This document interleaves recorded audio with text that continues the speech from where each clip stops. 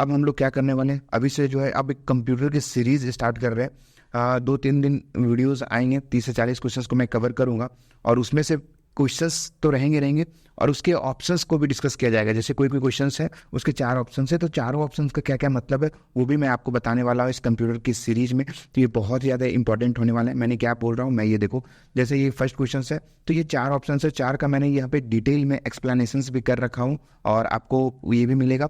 और आपको अगर मान लीजिए कि एक क्वेश्चन से 4 क्वेश्चंस की प्रैक्टिस भी हो जाएगी, कंपाइलिंग क्या होता है, टेस्टिंग क्या होता है, रनिंग क्या होता है, डिबगिंग क्या होता है, तो ये सब एक क्वेश्चन से 4 पॉइंट है, 4 पॉइंट को भी डिस्कस करूंगा जहां जहां जरूरत पड़ेगी।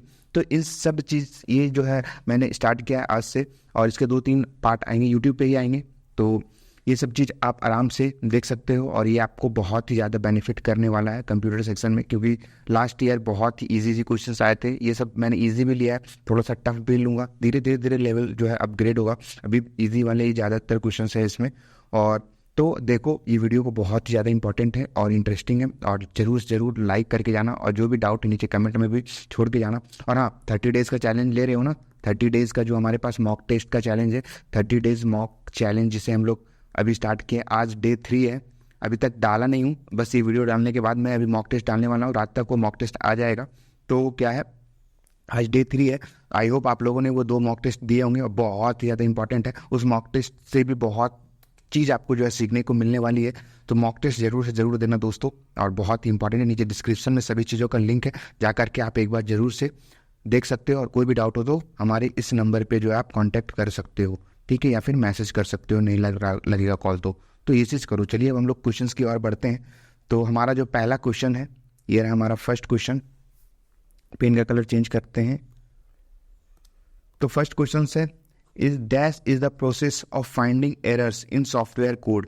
जब भी कोई भी सॉफ्टवेयर कोड है, जैसे कि कोड, सॉफ्टवेयर कोड किसे आप बोल सकते हो, जैसे कि कोई हम लोग का सिलेबस में सी है, तो मान लेते हैं कि सी का कोई प्रोग्राम है, ये कोड है हमारा, ठीक है, हैश इंक्लूड प्रोग्राम तो आता ही होगा। इस तरीके से अगर ये आपको अगर एलियन वाला वर्ड नज़र आ रहा है तो कोई बात नहीं, आप लोग आगे जा करके पढ़ने वाले हो ही, बस इतना जान लो कि ये हमारा जो अभी कोड इस तरीके से लिखते हैं सी लैंग्वेज में।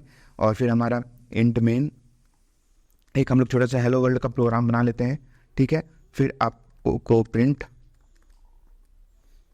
एफ हेलो वर्ल्ड, ठीक है। इस कॉमा के अंदर कुछ भी जैसे आउटपुट वाले भी क्वेश्चंस आ जाएंगे, तो मैं अभी वो भी बता देता हूँ।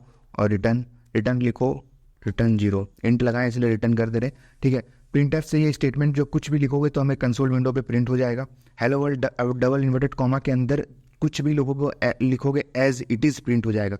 तो हमारा अभी प्रोग्रामिंग सिखाने का मतलब नहीं है, हमारा बस इतना कहने का मतलब है अभी कि ये हमारा ये कोड है, ठीक है, इसी को हम लोग सॉफ्टवेयर कोड बोलते हैं। तो इसमें मान लो कि ये सही कोड है कि गलत कोड है, ये हमें कैसे पता चलेगा, तो हम लोग क्या करेंगे तो पता चलेगा कि ये पूरा सही है, या फिर हम लोग और क्या क्या सुधार कर सकते हैं। तो ये हमारा कोड हो गया, ये हाई लेवल कोड है। फिर तो ये कंपाइलिंग क्या होता है, टेस्टिंग क्या होता है, रनिंग क्या होता है, डिबगिंग क्या होता है। तो हमारा क्वेश्चन क्या बोला, वो dash is the process of finding errors, मतलब कि मान लो कि इसमें कुछ गलती है, तो इसमें जो गलती है उसको इन चारों में से किस तरीके से फाइंड किया जाता है। तो ये 4 में से कोई एक ऑप्शन है, उसमें यही तरीका लगाते हैं, या वो डिबगिंग हो सकता है, या फिर रनिंग हो सकता है, या फिर टेस्टिंग हो सकता है, या फिर कंपाइल हो सकता है। तो इस तरीके से जो हम लोग इस कोड में हम लोग फाइंड करते हैं, एरर फाइंड करते हैं। तो इन चारों में से कौन सा वो वेज है, वही क्वेश्चन से पूछ रहा है। तो हमारा सबसे पहले क्या है, कंपाइलिंग समझते क्या होता है। कंपाइलिंग ये होता है कि मान लीजिए कि ये कोड है, ये हम लोग लिखे, ये मशीन, ये हमारा ह्यूमन लेवल लैंग्वेज बोल सकते हो इसे, हाई लेवल लैंग्वेज जिसे बोलते हैं। तो ये हमारा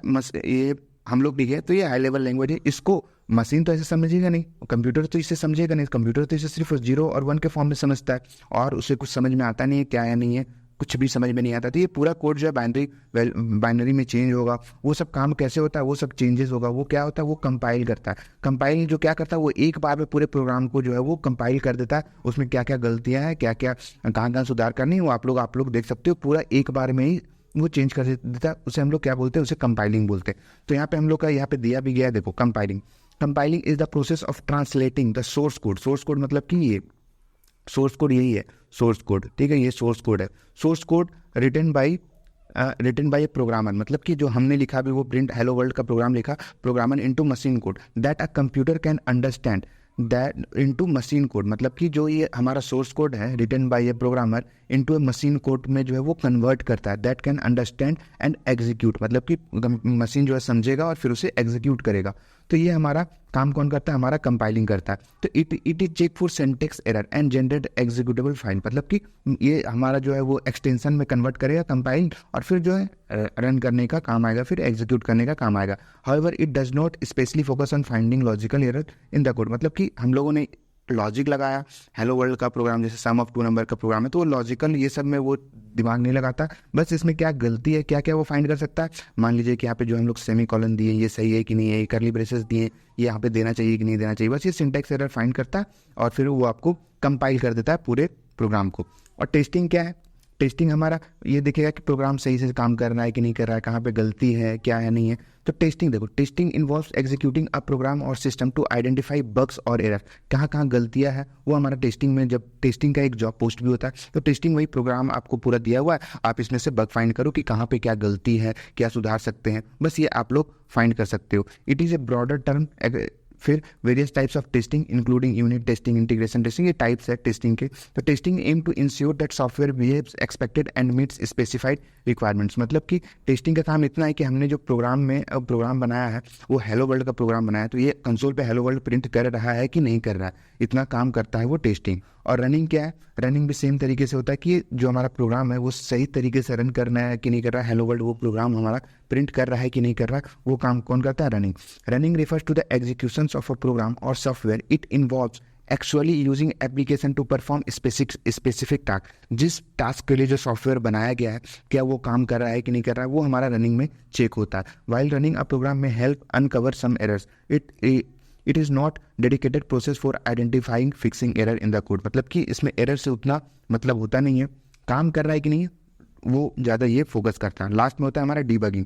debugging is the specific process of finding and fixing the error, मतलब कि डीबग कोड, जैसे आप लोग देखोगे सॉफ्टवेयर इंजीनियर्स को देखोगे वो डीबग करते हैं, कोड को डीबग करते हैं, मतलब कोड रहता है उनके पास और फिर वो कहाँ कहाँ फाइंड एरर हो रहा है क्या हो रहा है, जस्ट लाइक अ टेस्टिंग, जो टेस्ट कर रहे हैं कोड को वो मशीन में जा करके और डीबग में वहाँ पे देखते हैं कि कहाँ पे क्या गलती है, फिर बग्स में यानी कि एरर वो फिर आपको सुधार के करके देते हैं। तो in the software code it involves analysing the tool code, identifying the source of issue, मतलब जो हम लोग एक एक लाइन कोड लिखे हैं वो चेक करते हैं सही है क्या, कौन सा क्या चीज़ गलत हो रहा है वहाँ पे, and making correction to eliminate errors, और जस्ट वहीं पे जो है आपका सही करके वो दे देते। डीबगिंग का काम वही होता है। It is the essential step in the software development process to ensure that the code function correctly and meets intended requirements, मतलब कि डीबगिंग का ही काम मेनली होता है, फाइंड भी करता है एरर को और फिर सॉल्व भी करता है वहीं पे।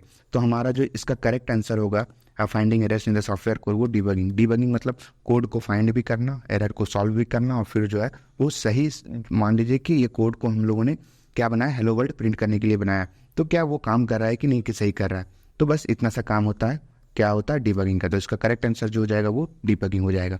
ठीक है, चलिए हम लोग दूसरे पेज पे चलते हैं। The code of a web page is written using, जो हम लोग एक मान लीजिए कि ये वेबसाइट है, जहाँ हमारा mcgyan.in वेबसाइट पे चले जाओ तो वो पेज है, ठीक है, वो एक वेबसाइट का पेज है, तो उसको बनाने में क्या क्या यूज़ हुआ है, कौन सा, the code of web page is written using, मतलब किस लैंग्वेज में बनाया गया, क्या वो 5th जनरेशन लैंग्वेज में या WinZip में या फिर पेरिफेरल में या फिर हाइपरटेक्स्ट मार्कअप लैंग्वेज यानी HTML में। तो जो हमारा 5th जनरेशन होता है, 5th जनरेशन अब ये AI वगैरह ये सब के लिए काम आता है। तो यहाँ पे देखो इसका भी मैंने रखा है, 5th generation language are high level programming language that focus on solving problem using artificial intelligence and advance computing techniques, they are not typically use for writing web page, मतलब वेब पेज के लिए काम नहीं आता, ये high level language है और ये आर्टिफिशियल वगैरह जो अभी नया ट्रेंड चल रहा है उसमें काम आता है। विंजिप क्या है, विंजिप एक फाइल होता है, उसको डिकम्प्रेस या फिर कंप्रेशन के लिए काम आता है, कंप्रेसिंग और डिकम्प्रेसिंग के लिए, मान लो बड़ा बड़ा फाइल है उसको हमको कंप्रेस करना है, छोटा बनाना है, तो जो है विंजिप फाइल में होता है। मान लीजिए कि आप लोग कोई प्रोजेक्ट बनाए, कोड बनाए, तो बहुत बड़ा फाइल बन जाता है, तो उसको जिप फाइल में हम लोग स्टोर करके रखते हैं, फिर उससे हम लोग कंप्रेस कर सकते हैं। ठीक है, it is use for writing code for web page, मतलब इट इज़ नॉट, ये कोड के लिए काम नहीं होता, ये कंप्रेस और डिकम्प्रेस के लिए काम होता है। पेरिफेरल डिवाइस क्या होता है, पेरिफेरल डिवाइस प्रिंटर्स, कीबोर्ड और माइक, ये सब पेरिफेरल डिवाइस होता है, वो तो होता नहीं। तो हमारा जो वेब पेज बनता है वो बनता है HTML, CSS और जावास्क्रिप्ट के बेसिस पे। मतलब कि मेनली काम होता है HTML, ये तो आपका डिज़ाइन के लिए काम आता है और जावास्क्रिप्ट जान लाने के लिए काम करता है। मतलब HTML में पेज, हम लोगों ने ये कोई पेज बनाया तो ये पेज जो डिज़ाइन होगा वो हमारा सिर्फ HTML के कोड से बन जाएगा, एक ब्लैंक पेज, ठीक है। HTML के कोड से ये पेज बन गया, फिर इसमें कुछ डिज़ाइन डालो, फिर एक बटन डालो, बटन क्लिक करने पे क्या काम आएगा, वो जावास्क्रिप्ट का काम आता है। और CSS का काम होता है इसमें डिज़ाइन डालना, और इस जावास्क्रिप्ट का काम होता है उसमें जान डालना। डिज़ाइन और जान अलग अलग चीज़ है, ठीक है। तो ये हमारा हाइपरटेक्स्ट मार्कअप लैंग्वेज जो है इसका सही आंसर होने वाला है, ठीक है। तो चलिए आगे बढ़ते हैं।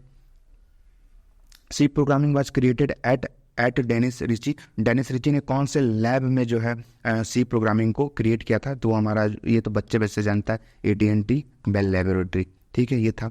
फिर ये आगे एक फंक्शन का कुछ कॉन्सेप्ट है, जब आप फंक्शन पढ़ोगे इसका क्वेश्चन आंसर याद रखना। STD bad alloc exception throw. ये जो एलॉक फंक्शन है ये एक्सेप्शन कब थ्रो करता है? तो एक्सेप्शन थ्रो करता है when a new operator cannot allocate memory. मतलब न्यू ऑपरेटर जो मेमोरी है उसमें न्यू ऑपरेटर जो एलोकेट नहीं कर पाता, तो ये एक्सेप्शन थ्रो, मतलब कि एरर बग जो होता है, एरर देता है। तो exception when new operator cannot allocate memory, ठीक है। तो ये याद रखना, जब फंक्शन पढ़ोगे तो उस टाइम और अच्छे से आपको क्लियर वहाँ पे होते हुए दिखेगा। Which one of the following is not a fundamental data type. Fundamental data type क्या क्या होता है? फंडामेंटल डेटा टाइप जो पहले से बना बनाया डेटा टाइप है, हम लोग उसको कुछ नहीं कर सकते हैं। जैसे दो टाइप के डेटा टाइप होते हैं, एक प्रिमिटिव, एक नॉन प्रिमिटिव। प्रिमिटिव जो पहले से डिजाइन, जैसे इंट, फ्लोट, कैर, फिर और बहुत सारे डबल, बुलियन, ये सब। और नॉन प्रिमिटिव एरे, स्ट्रिंग, ये सब जो है हमारा नॉन प्रिमिटिव डेटा टाइप। तो फंडामेंटल डेटा टाइप उसी को बोलते हैं। फंडामेंटल डेटा टाइप हमारा फ्लोट हो गया, फिर इंट हो गया, वेर कैर हो गया। तो इसमें से क्या है? Which one of the following is not a fundamental data type. मतलब ये स्ट्रिंग को हम लोग क्रिएट कर सकते हैं, स्ट्रिंग को हम लोग बना सकते हैं, ठीक है। स्ट्रिंग को हम लोग क्या कर सकते हैं? स्ट्रिंग को बना सकते हैं हम लोग। डबल इन्वर्टेड कॉमा के अंदर str नाम दे दो स्ट्रिंग का, कुछ भी मान लो कि ये कुछ भी नाम दे दो, और फिर यहाँ पे स्ट्रिंग हम लोग क्रिएट कर सकते हैं, तो हम लोग बना सकते हैं। This is not a fundamental data type, okay. चलिए आगे बढ़ते हैं। ये क्या होता है? What is the maximum possible length of identifier. Identifier क्या होता है? आइडेंटिफायर हमारा होता है एक यूजर डिफाइंड वर्ड है। मतलब हम लोग जो बनाते हैं, जैसे हम लोग फंक्शन क्रिएट करते हैं, एरे को बनाते हैं, स्ट्रिंग को बनाते हैं, तो ये सब क्या है? ये एक यूजर डिफाइंड, ये क्या है? ये एक आइडेंटिफायर है जिससे हम लोग खुद क्रिएट करते हैं, ठीक है। तो ये पूछ रहा है, तो आइडेंटिफायर क्रिएट करने के कुछ रूल्स एंड रेगुलेशंस भी होते हैं। आप कीवर्ड्स को यूज़ नहीं कर सकते, जो 32 कीवर्ड्स है, इफ एल्स वगैरह, वो सब यूज़ नहीं कर सकते आइडेंटिफायर के नाम को। जैसे मान लीजिए कोई फंक्शन बनाए, फंक्शन का नेम फिर डालते हैं, तो यहाँ पे हम लोग आइडेंटिफायर, इसको हम लोग आइडेंटिफायर बोलते हैं। तो यहाँ पे जो रूल्स है, यहाँ पे आप कीवर्ड यूज़ नहीं कर सकते हो, हमेशा जो है अल्फ़ाबेट से स्टार्ट होगा, हमेशा नंबर से स्टार्ट नहीं होगा। जैसे 0 राहुल नहीं होगा, राहुल होगा, अंडरस्कोर दे सकते हैं। मतलब कुछ रूल्स होता है, तो ये आप नेट पे भी जा करके पढ़ सकते हो इतना, आइडेंटिफायर्स के क्या क्या रूल्स हैं। हमारे पास क्या बोला गया? मैक्सिमम पॉसिबल लेंथ है। तो ये पॉसिबल लेंथ जो है वो डिपेंड करता है प्लेटफॉर्म पे। तो हमारा जो ANSYS है, हमारा क्या है? ANSYS American standard American national standard है, अमेरिकन नेशनल स्टैंडर्ड इंस्टीट्यूट इनकी तरफ से जो इनका जो मैक्सिमम लेंथ है वो 31 कैरेक्टर्स है। कमेंट में ये मत बोलना कि गलत है, ये डिपेंडेंट करता है, कहीं कहीं आपको 63 भी होगा, कहीं कहीं कि इसमें नन ऑफ द मेंशन भी है, तो प्लेटफॉर्म पे डिपेंड करता है। तो हम ANSYS के अकॉर्डिंग जो हम बता रहे 31 कैरेक्टर है। आप लोग कमेंट में बता सकते हो कि इसका जो करेक्ट है वो क्या है, लेकिन ANSYS के अकॉर्डिंग जो है वो 31 कैरेक्टर है। तो ये गलत नहीं है, ये भी सही है, गलत नहीं है। ANSYS के अकॉर्डिंग 31 कैरेक्टर जो है इसका मैक्सिमम लेंथ बोलते हैं, ठीक है। और एक बार और आइडेंटिफायर्स के बारे में और डिफाइन कर सकते हैं, जैसे हम लोग फंक्शन से डेटा टाइप भी डिक्लेयर करते हैं ना, इंट ए, इंट एक्स, ये सब जो डिफाइन करते हैं ये हमारा आइडेंटिफायर ही है, ठीक है। तो ये चीज़ है। तो जो ANSYS के अकॉर्डिंग है वो 31 कैरेक्टर्स जो है मैक्सिमम पॉसिबल लेंथ होता है आइडेंटिफायर का। गलत नहीं है, मैं फिर बोल रहा हूँ, कमेंट में भर मत देना कि भैया ये गलत है। गलत नहीं, ये सही है। और इसके बोल रहा हूँ प्लेटफॉर्म अलग अलग प्लेटफॉर्म पे जो है वो अलग अलग इसका मैक्सिमम लेंथ है, ठीक है। तो वो इस क्वेश्चन को देख लेना, और यहाँ पे ये गलत नहीं है 31। चलो आगे बढ़ते हैं। इस computer connected to the internet must have unique IP address. मतलब हर एक कंप्यूटर जो भी इंटरनेट से कनेक्टेड होगा उसका एक अलग IP एड्रेस होता है कंप्यूटर का। इवन आप फ़ोन का भी सबका अलग अलग IP एड्रेस होता है। IP एड्रेस, अगर आपका फ़ोन खो गया तो जो हमारे पुलिस वाले हैं वो IP एड्रेस के हेल्प से ही हमारे फ़ोन को रिकवर करते हैं, या फिर जो है क्या बोलते हैं उसे, कंप्यूटर को रिकवर करते हैं। तो जितने भी कंप्यूटर है जो इंटरनेट से कनेक्टेड है उसका एक अलग जो है हमारा IP एड्रेस होता है, ठीक है। तो ये रहा इसका आंसर। इंटरनेट यूजेस क्या होता है? Internet uses as a packet switching. जब भी इंटरनेट का काम होता है, एक छोटे छोटे में डेटा जो है एक पैकेट में कन्वर्ट हो जाता है, छोटे छोटे मॉलिक्यूल बोल सकते हो, उसमें कन्वर्ट हो जाता है, फिर जो है आपका इंटरनेट पास होता है। तो यहाँ पे देखो, देख लेना, इसे अच्छे से पढ़ लेना। पैकेट स्विचिंग देखो क्या होता है। Packet switching is a method used by the internet to transmit data form of small packets.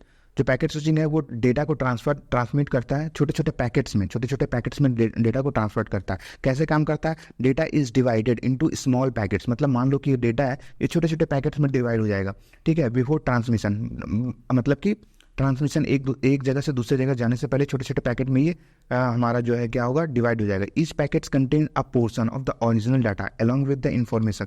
मतलब ये छोटे छोटे पैकेट्स में इसमें ओरिजिनल डेटा जो है स्टोर होते हैं, ठीक है, स्टोर होते हैं। और फिर हमारा क्या होता है, along with the information such as sources, destination, address, इससे कहाँ जाना है, क्या काम करना है, किसको बताना है, तो ये सब जो डेटा इन्फॉर्मेशन है सब इस छोटे छोटे पैकेट में जो है वो स्टोर होते हैं, फिर यहाँ से यहाँ तक ट्रांसफर होते हैं। This packets are the sent independently through the network and may take different routes to reach the destination. किसी को पता नहीं होता है कि इसमें क्या डेटा है, क्या सोर्स है, क्या यूज हुआ है। ये हमेशा अपने अपने अलग अलग तरीके से जाते हैं, और जहाँ पे इन्हें पहुँचना होता है वहाँ पे फिर पहुँचते हैं, और जिसे जानकारी मिलनी होती है बस उसे ही मिलती है। मतलब बीच में ये डिस्क्रिप्टेड या फिर यहाँ पे कोई भी डेटा ऐसा नहीं है कि मान लो कि ये छोटा सा पैकेट यहाँ से यहाँ जा रहा है, यहाँ पे कोई खोल के देख लेगा, ऐसा नहीं होता। यहाँ पे बीच में आप खोल के देख नहीं सकते हो, बस यहीं पे आपको पहुँचेगा डेस्टिनेशन पे, तभी आप इसे देख सकते हो। एडवांटेजेस क्या है? Efficient use network resources, robustness against network failures and the ability to handle varying data rates. तो ये इसका एडवांटेजेस है, ये सब देख लेना, ठीक है, पढ़ लेना इतना। इसे पढ़ करके सर्किट स्विचिंग क्या होता है, टेलीफोनिक स्विचिंग क्या होता है, टेलिक्स स्विचिंग क्या होता है, जो है हमारा डॉट बैच का वो है, उसमें पीडीएफ में मैं ये डाल दूंगा, आप अच्छे से इसे पढ़ लेना। बहुत सारी चीज़ें, आपका थ्योरी वाला पार्ट कंप्लीट हो जाएगा बहुत अच्छे से। तो जाओ, डॉट बैच को अभी तक आपने नहीं देखा तो जाओ जल्दी से, नीचे डिस्क्रिप्शन में सभी चीज़ों का लिंक है, एक बार जा करके जरूर से जरूर विजिट करो। मॉक टेस्ट का चैलेंज भी हमारे पास वहाँ चल रहा है, तो मॉक टेस्ट जरूर देना ही देना है आप लोगों को। क्या होता है आर्टिफिशियल इंटेलिजेंस? क्या है आर्टिफिशियल इंटेलिजेंस? एआई का बूम चल रहा है अभी, चैट जीपीटी हो गया, जितने सारे एआई है सब तो अभी उसी से चल रहे। तो क्या है, तो इसका आंसर है a field that aims to develop intelligent machine. Machine को जो है, इनका काम है मशीन, सारा काम जो है मशीन ही कर दे, उनको इंटेलिजेंट बना रहा है एआई। तो आने वाले टाइम पे बहुत अच्छी चीज़ भी होने वाली है और बहुत ख़राब चीज़ें भी होने वाली है, सारा काम जो है वो लोग कर रहे हैं। How can we initialise an array? Array को कैसे इनिशलाइज करते हैं इसी लैंग्वेज में? सिंपल सी बात है भैया, एरे को कैसे इनिशलाइज करते हैं? इंट डाल देते हैं और हमारा एरे का नाम डाल देते हैं, फिर साइज डाल देते हैं, साइज डाल के और फिर हमारा कुछ भी यहाँ पे एरे डिफाइन कर लो, कोई बात ही नहीं है, ठीक है। तो ये हमारा एरे का इनिशलाइज हो गया हमारा इस तरीके से, एरे का साइज टू साइज। यहाँ पे साइज डिफाइन करो या नहीं करो कोई बात नहीं, ये हमारा करेक्ट है थर्ड वाला, ठीक है। तो चलिए, ये थी हमारे कंप्यूटर के कुछ क्वेश्चंस, और आने वाले टाइम पे अभी और आएंगे बहुत अच्छे अच्छे क्वेश्चंस मैं लेकर के आने वाला हूँ। अगर वीडियो अच्छा लगा तो लाइक और कमेंट जरूर कर देना। थोड़ी सी लंबी हो जाती है वीडियो, कोई बात नहीं, लेकिन देखना और अब प्यार देना भैया। और बस मिलते हैं नेक्स्ट वीडियो में, तब तक के लिए मॉक टेस्ट को जाकर के जरूर चेकआउट करो, नीचे डिस्क्रिप्शन में सभी चीज़ों का लिंक है, एक बार जाओ। तो क्या बोल रहा है, in a tab you find auto sum button. Auto sum button मान लीजिए कि हम लोग जोड़ते हैं कोई भी चीज़, 2, 5, 6 या फिर कोई स्टेटमेंट है, स्टेटमेंट 1, स्टेटमेंट 2, स्टेटमेंट 3, इसको हमको एक स्टेटमेंट में करना, एक स्टेटमेंट में करना, तो हम लोग क्या करते हैं, इसको प्लस करते हैं, प्लस बटन कीबोर्ड का यूज करते हैं। तो यहाँ पे क्या बोल रहा है, ऑटो सम बटन आप कहाँ पे फाइंड करते हो? तो ऑटो सम बटन इसका मतलब है कि स्प्रेडशीट सॉफ्टवेयर में, जैसा कि स्प्रेडशीट सॉफ्टवेयर होता है, जैसे हमारा माइक्रोसॉफ्ट एक्सेल हो गया, स्प्रेडशीट सॉफ्टवेयर, डायरेक्टली वहीं पे ये पॉइंट कर रहा है क्वेश्चन। तो स्प्रेडशीट सॉफ्टवेयर जैसे माइक्रोसॉफ्ट एक्सेल हो गया, माइक्रोसॉफ्ट एक्सेल हो गया, गूगल शीट्स हो गया, तो इसमें जब भी डेटा को एंट्री किया जाता है तो उसमें एक ऑटो सम बटन करके वहाँ पे दिखता है। जैसे ही आप पूरा डेटा करोगे, अगर सम करना है सबका, तो ऑटो सम बटन दबाओगे तो वहाँ पे हो जाएगा। तो वो बटन कहाँ पे दिखता है? तो जैसे हमारा प्लस हो गया, माइनस हो गया, या फिर कोई फॉर्मूला हो गया, तो हमारा फॉर्मूला कहाँ दिखता है? सिंपल सी बात है, ना फॉर्मेटिंग टैब में दिखेगा, ना स्टैंडर्ड टैब में दिखेगा, ना क्लिपबोर्ड टैब में दिखेगा, सिर्फ हमारा क्या दिखेगा, हमारा फॉर्मूलाज टैब में दिखेगा। क्वेश्चंस का मतलब है कि ये ऑटो सम जो है वो कहाँ पे शो होगा? तो ऑटो सम हमारा स्प्रेडशीट में होता है, मतलब कि कोई भी डेटा को एंट्री करते हैं उसको सम करने की जो काम में आता है, तो एक्सेल या फिर गूगल स्प्रेडशीट में। तो यहाँ पे जो ऑटो सम का बटन है वो हमारे किस में होगा? वो हमारा होगा फॉर्मूला टैब में, ठीक है।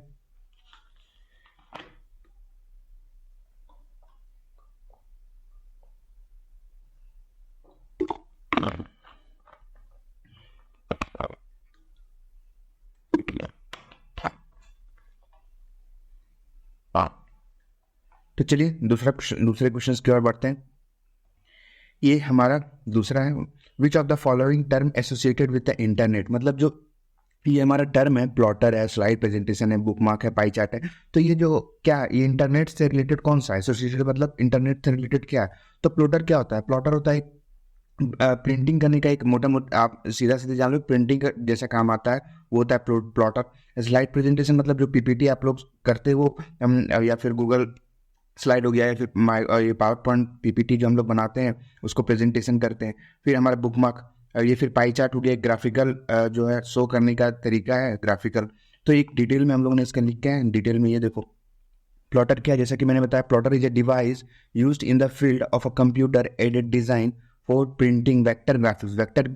वेक्टर ग्राफिक्स को प्रिंट करने के काम में आता है। It is not directly associated with the internet. मतलब प्लॉटर जो है वो डायरेक्टली इंटरनेट से काम नहीं करता है, वो डायरेक्टली काम नहीं करता है हमारा प्लॉटर जो क्या है, एक प्रिंटिंग मशीन है जो वेक्टर ग्राफिक्स को जो है वो प्रिंट करने का काम आता है। तो डायरेक्टली ये इंटरनेट रहे ना रहे इससे कोई फर्क इसे नहीं पड़ने वाला है, ठीक है। फिर स्लाइड प्रेजेंटेशन क्या है? Are created are using software like Microsoft PowerPoint. जैसा कि मैंने बताया कि पावर पॉइंट जब भी बनता है तो उसे स्लाइड प्रेजेंटेशन जो प्रेजेंट करते हैं तो आप बिना इंटरनेट के भी प्रेजेंट कर सकते हो अगर आपके पास डाउनलोड है तो। और गूगल स्लाइड्स हो गया। While this presentation can be shared और emailed term itself not specially associated with the internet और ईमेल। मतलब कि विदाउट इंटरनेट का भी इसे हम कर सकते हैं, क्या प्रेजेंट कर सकते हैं। अगर आपने कोई भी पीपीटी बना लिया तो आप प्रेजेंट कर सकते हो, लैपटॉप में हो गया, फिर आप क्या प्रोजेक्टर में कहीं भी कर सकते हो आप डायरेक्टली प्रेजेंट। तो इसे डायरेक्टली जो है ये क्या है, इंटरनेट से आपका कनेक्टेड नहीं है, तो ये भी नहीं होगा। बुकमार्क, हाँ बुकमार्क देखो, in the context of the internet. जैसे कि मान लो यहाँ पे कोई हमारा वेबसाइट ले लो, ठीक है, www.mcagyan.in। जैसे ही आप खोलोगे तो आप इस URL को जो है बुकमार्क कर सकते हो। जैसे ही यहाँ पे बुकमार्क पे राइट क्लिक करोगे तो यहाँ पे लिखा आएगा ऐड बुकमार्क। जैसे ही ऐड बुकमार्क करोगे तो यहाँ पे अपने लैपटॉप में देखोगे यहाँ कोना पे एक बुकमार्क का टैब बना हुआ होगा। जैसे इस पे क्लिक करोगे तो उसमें हमारा MC ज्ञान का जो URL है वो हमारा आपका ऐड हो गया है। अब जब नेक्स्ट बार जब आप हमारा वेबसाइट को खोलना चाहोगे तो आप इस बुकमार्क पे क्लिक करोगे। मैं शो ही कर देता हूँ, नहीं बाद में शो करूँगा। तो यहाँ पे क्या होता है, यहाँ पे आप जैसे ही खोलोगे तो यहाँ पे वहाँ पे दिखेगा MC ज्ञान। जैसे इस पर क्लिक करोगे फिर नेक्स्ट टाइम पे डायरेक्टली हमारे वेबसाइट पे आप चले जाओगे, बार बार आपको लिखने की जरूरत नहीं है। तो ये क्या होता है, ये हाँ ये इसकी जरूरत है इंटरनेट की। बिना जब इंटरनेट नहीं रहेगा तो आप बुकमार्क पे क्लिक करोगे तो हमारा वेबसाइट पे क्लिक करोगे तो डायरेक्टली आप वहाँ पे जा नहीं सकते हो, ठीक है। तो in the context of the internet of bookmark is saved linked to a specific web page. Bookmarks help user quickly access the favourite और फ्रीक्वेंट विजिटेड। मतलब ये एक तरीके से मान लो कि फेवरेट लिस्ट में हम लोग ऐड करते जा रहे हैं। कोई भी वेबसाइट है, आपको बार बार टाइप नहीं करना है, डायरेक्टली बार बार जाना है, तो आप उसे ऐड टू बुकमार्क करते जाओ और फिर बाद में इजीली जो है वहाँ पे आप विजिट कर सकते हो। तो frequently visited website, they are features commonly used in a web browser making it easier. जैसा मैंने बोला कि आप बुकमार्क कर लोगे तो उस आपके लिए आसान हो जाएगा, बार बार लिखने की जरूरत नहीं पड़ेगी। डायरेक्टली ऐड बुकमार्क पे क्लिक करोगे, ऐड टू बुकमार्क पहले से है हमारा वेबसाइट, तो आप डायरेक्टली जा सकते हो वहाँ पे और डायरेक्टली बार बार मतलब कि टाइप नहीं कर सकते हो, ठीक है। Making it is easier for users to return to a specific online location. जैसे कि मैंने एक बार गूगल में क्या किया, गूगल में हमने अपनी वेबसाइट सर्च कर दी www.mcgyan.in, ठीक है। फिर इसको बुकमार्क कर लिया तो हम लोग को बार बार गूगल पे लिखने की जरूरत नहीं पड़ेगा। वहीं पे यहाँ पे बोल रहा है return specific online location, it is easier. जैसे ही बुकमार्क रहेगा तो ईजी रहेगा बार बार अपने जो भी है जहाँ पे आपको जाना है। जैसे हमारी वेबसाइट है, हमारे वेबसाइट पर फिर से जाना है तो आपके लिए बहुत ही ज़्यादा आसान हो जाएगा, ठीक है। तो ईमेल सर्विसेज में also use in the term of bookmark to save organisation important emails, ये भी कर सकते हो। तो ये हमारा क्या हो जाएगा, ये हमारा जो है करेक्ट आंसर हो जाएगा बुकमार्क। पाई चार्ट क्या है? Pie chart is a graphical representation of data use to illustrate proportions. It is a data visualization tools and not directly associated with the internet. Pie chart होता है, ये मान लो कि pie chart हो गया, इसको डेटा का कैसे शो करना है वो होता है, वो करता है ग्राफिकल रिप्रेजेंटेशन ऑफ डेटा को कैसे हम लोग शोज कर सकते हैं, ठीक है, इलिस्ट्रेट कर सकते हैं, समझा सकते हैं। तो ये हमारा पाई चार्ट हो गया। तो ये भी डायरेक्टली इंटरनेट से कनेक्टेड नहीं है। तो हमारा इसका जो आंसर हो जाएगा, ये हमारा आंसर क्या हो जाएगा, बुकमार्क, ठीक है। विच of the following term associated with the internet और ईमेल, इसका हमारा टर्म हो जाएगा बुकमार्क। अगर वीडियो पसंद आ रहा होगा तो वीडियो को लाइक कर देना, नीचे कमेंट में जरूर करना और लिखना कि अगर आपको इस टाइप की वीडियोस और चाहिए तो कमेंट करना कि यस चाहिए ही चाहिए। और मॉक टेस्ट का क्या लिंक चल रहा है, जाओ दो, नीचे डिस्क्रिप्शन में लिंक है, आप जरूर से जरूर जा करके उस मॉक टेस्ट को दे सकते हो, बहुत इंपॉर्टेंट है। फिर बोल रहा हूँ यहाँ पे क्या, what is true about interface in A data structure. Interface क्या है, एक डेटा इंटरफेस क्या होता है, it's just like a class. Class में हम लोग क्या डिफाइन करते हैं, मेथड डिफाइन करते हैं, फिर आपका वेरिएबल्स वगैरह सब चीज डिफाइन करते हैं। तो इंटरफेस भी हमारा एक क्लास की तरह ही है, ठीक है। तो इसमें क्या बोल रहा है, what is true about interface in a data structure. Data structure में जो इंटरफेस है इसमें से क्या कौन सा सही है, इस data structure has an interface. Yes, जब भी हम कोई भी डेटा स्ट्रक्चर क्रिएट करेंगे तो उसका फंक्शन हो गया, वेरिएबल्स हो गया, वो तो क्रिएट करेंगे। तो ये भी हमारा सही है, each data structure has an interface. Interface represents the sets of operation that the data structure support. Yes, ये भी सही है। An interface only provides the list support operations type parameters they can accept return type, these are operation. ये भी सही है, मतलब इसका आंसर जो है हमारा सही है। इंटरफेस के बारे में और पढ़ना तो गूगल में आप सर्च कर सकते हो इंटरफेस, ये टॉपिक टाइप का ही है और इम्पॉर्टेंट है। तो और पढ़ना है तो इसके बारे में आप वहाँ पे जा करके सर्च भी कर सकते हो, गूगल की सहायता से भी, गूगल का सपोर्ट भी कर सकते हो, और आपको और डिटेल में जानना है इंटरफेस के बारे में तो ठीक है। How can the concept encapsulation be achieve in a programme.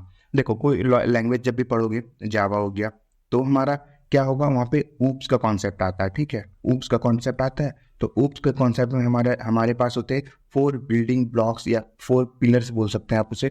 4 pillars में आपका आता है इनहेरिटेंस आता है, फिर आपका आता है पॉलीमॉर्फिज्म आता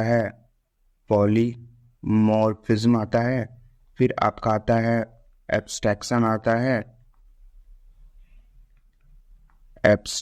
आता है, और फिर हमारा एक आता है इनकैप्सुलेशन, ठीक है। इनकैप्सुलेशन, इनकैप्सुलेशन, ये चारों बहुत इंपॉर्टेंट है, ये हमारे चारों बहुत इंपॉर्टेंट है। और होता है हमारा फिर उसमें क्या होता है, एक्सेस स्पेसिफायर पे हमारा आ जाता है पब्लिक, प्राइवेट, प्रोटेक्टेड, ठीक है। इसके बारे में और डिटेल में जब पढ़ना है तो गूगल की आप हेल्प ले सकते हो, मैं अभी ऊपर बता दे रहा हूँ, और अभी मैं डिटेल में यहाँ पे मैंने लिख के लाया हूँ, तो भी वहाँ पे भी बताऊंगा, ठीक है।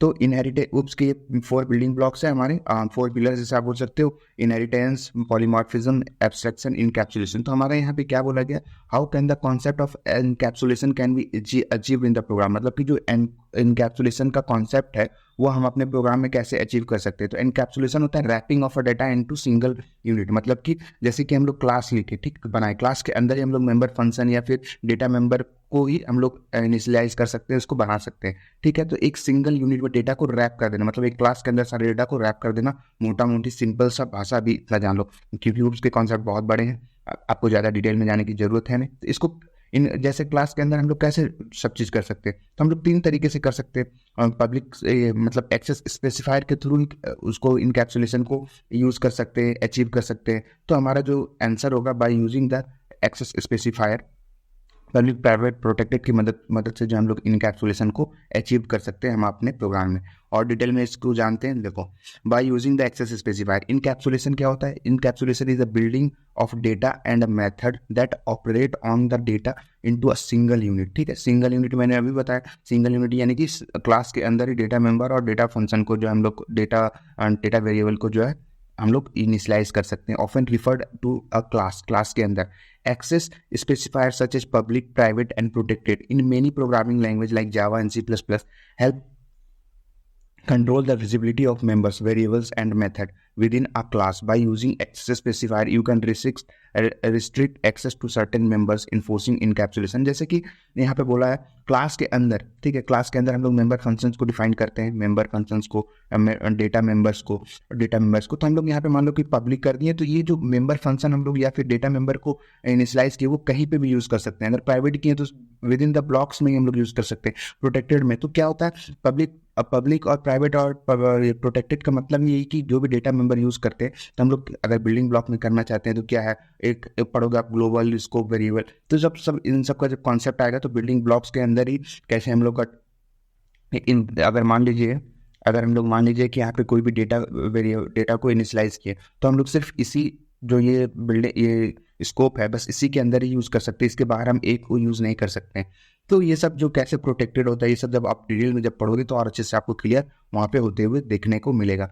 तो इन्फोर्सिंग इनकैप्सुलेशन ये होता है by using the concept of abstraction. Abstraction is closely related to encapsulation से भी, but it focus on hiding the unnecessary details and exposing only what is necessary. मतलब कि हम लोगों ने मान लो कोई ऐप बनाया, ठीक है, एमसी ज्ञान का ऐप बनाया, एमसी ज्ञान का ऐप बनाया, तो इसको बनाने में जो सोर्स कोड लगा है और क्या क्या मटेरियल लगा, मटेरियल इन द सेंस कि कोड में कैसे कैसे हम लोगों ने लॉजिक लगाया, कैसे हम लोगों ने उसको अप्लाई किया, तो वो लॉजिक को क्या करता है, वो लॉजिक को वो ये एब्स्ट्रैक्शन जो है वो हाइड कर देता है, आपको शो नहीं होगा, आपको वो शो नहीं होगा। इवन कोई भी बड़ी बड़ी जितनी वेबसाइट्स बनती है वो अपने लॉजिक्स को हाइड करते हैं विद द हेल्प ऑफ, इसीलिए ऊप्स का कॉन्सेप्ट बहुत ही ज़्यादा इंपॉर्टेंट है। जैसे ही आप कंपनी में जाओगे तो सबसे पहले आपको ऊप्स के कॉन्सेप्ट पे ही प्रैक्टिकल्स प्रोजेक्ट्स वगैरह उस पर ज़्यादा डिटेल में वो समझाने की कोशिश करेंगे, डिटेल में वो पढ़ाने की कोशिश करेंगे और उसी पे प्रैक्टिकल्स जो है ज़्यादा से ज़्यादा आपको देते हैं। तो हाइड कैसे करते हैं डेटा को, कैसे आपको छुपाना है सबसे, क्योंकि अगर आप देख लोगे तो आप खुद से क्लोन बना लोगे, ऐसे भी बनते हैं क्लोन, नहीं तो और लेकिन लॉजिक को नहीं दिखाते, कुछ ना कुछ आपको वहाँ पे हाइड किया ही रहता है। तो किसकी मदद से हाइड होता है, वो हमारा एब्स्ट्रैक्शन की मदद से जो है वो हाइड होता है। ठीक है, ये रहा। फिर हमारा by using only private member. देखो प्राइवेट मेंबर क्या है, ये तो एक्सेस स्पेसिफायर है, पब्लिक, प्राइवेट और protected. This is related to the use of access specifier making members private, a way to restrict direct access from outside the class contributing to encapsulation. मतलब कि private अगर जहाँ पे हुआ तो दूसरे क्लास से जो डेटा मेंबर या डेटा फंक्शन है हम प्राइवेट में एक्सेस नहीं कर सकते हैं। ठीक है, the related to the use space is making private is way to restrict direct access from outside the class. Class के बाहर जो भी है वो रिस्ट्रिक्ट करता है, वो आने नहीं देता है। By using the concept of inheritance, is a mechanism that allow class to inherit properties and behavior from another class, while inheritance promotes code reuse. Inheritance का सीधा सीधा मतलब हो कि आपके पापा का जितना भी गुण है, थोड़ा बहुत गुण आप में भी आ गया, मतलब कि आपके पापा के जो भी बिहेवियर है, जो भी आप अच्छाई है, बुराई है, जो भी है, थोड़ा सा जो है उनका जो है आप में आ चुका है, इनहेरिट किए हैं, उनकी कुछ प्रॉपर्टी आप में इनहेरिट किए, उसी को इनहेरिटेंस कहते हैं। मतलब कि सुपर क्लास से कुछ प्रॉपर्टी को इनहेरिट करना सब क्लास के अंदर। ये आपके पापा है, आप इनकी कुछ प्रॉपर्टीज है आप में जो आप लोगों ने आप हम में मतलब हमारे में इनहेरिट हुआ है। ठीक है, ये था इनहेरिटेंस का मतलब, सीधा सीधा यही है। चलिए नेक्स्ट क्वेश्चन की ओर बढ़ते हैं, कुछ ज़्यादा हो गया वहाँ पे। Press to create formula sum of all the above cells मतलब वही हो गया माइक्रोसॉफ्ट में, एक्सेल में जैसे हम लोग कोई भी डेटा को एंट्री करते हैं तो ऐसा कौन सा फार्मूला है जो सम कर दे एक बार में, तो हमारा अल्ट प्लस कर दोगे तो वो हो जाएगा। ठीक है, ये रहा। विच of the following protocol use both TCP and UDP, transmission control protocol. इसका यहाँ पे देखो, ट्रांसमिशन कंट्रोल प्रोटोकॉल और यूजर डेटाग्राम प्रोटोकॉल, ये होता है। विच of the following protocol uses both, मतलब कि कौन सा प्रोटोकॉल है जो वो दोनों को यूज करता है, TCP एंड UDP। तो हमारा DNS, डोमेन नंबर सिस्टम। ठीक है, डोमेन क्या है, डोमेन नंबर सिस्टम जो दोनों, DNS uses both TCP transmission और user diagram protocol depend on the specific function being preferred. DNS का फुल फॉर्म क्या होता है, स्पेलिंग DNS का फुल फॉर्म भी पूछ लिया जाता है, तो DNS का फुल फॉर्म हमेशा याद करके रखना। DNS मतलब डोमेन नंबर सिस्टम शायद, if I am not wrong, एक बार आप लोग भी चेक कर लेना, अगर रॉन्ग होगा तो कमेंट में लिख देना, यही होता है शायद। UDP, DNS typically uses UDP for its query response operation. UDP is a faster and requires less overhead, making it suitable for quick simple request. ठीक है, TCP in case where the data size exceed the maximum limit of for a UDP packet, or for a more complex operation DNS may use TCP. This includes zone transfer which involves transfer a large amount of data. बस आपको इतना याद रखना है कि protocol जो है वो TCP और UDP दोनों कौन यूज़ करता है, तो हमारा DNS यूज़ करता है। और डिटेल में जानना है तो नीचे और PDF आपको मिल ही जाएगा, आप लोग और पढ़ सकते हो और अच्छे से। ठीक है, विच of the following is not a characteristic of data structure.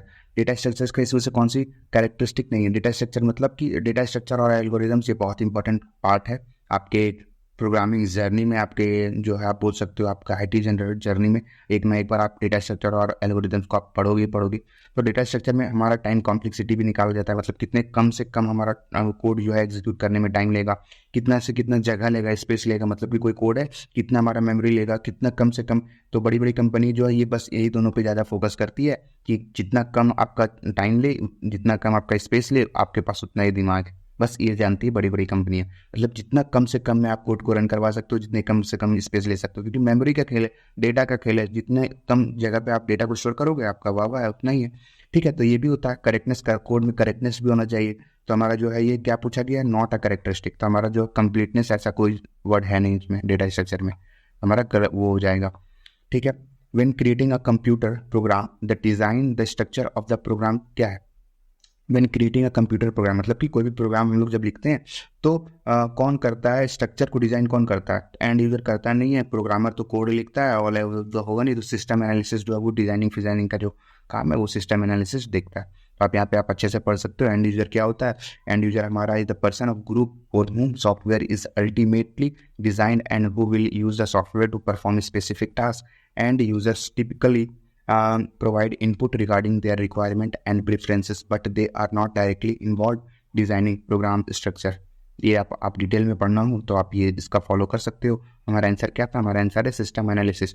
The system analysis is responsible for analysing and understanding the requirements of the end user. They work to design overall structure functionality of the computer program. System analysis play a crucial role in bridging in the gap between the end users needs and the technical implementation, मतलब कि कोई भी जैसे कोई भी client है तो उसको किस तरीके से चाहिए वेबसाइट चाहिए, तो कैसा चाहिए डिज़ाइन, फिर जो काम है वो सिस्टम एनालिसिस करके देंगे क्या इस तरीके से करता है, फिर प्रोग्रामर को भी समझा देंगे कि हाँ भैया आपको ये काम करना है, ऐसे से करना है। तो दोनों के बीच में जो काम है वो सिस्टम एनालिस्ट कर लेता है अच्छे से। प्रोग्रामर क्या करता है, वो रिस्पॉन्स जो भी डिज़ाइन उसके सामने आते हैं उसको कोड के फॉर्म में जो कन्वर्ट करता है।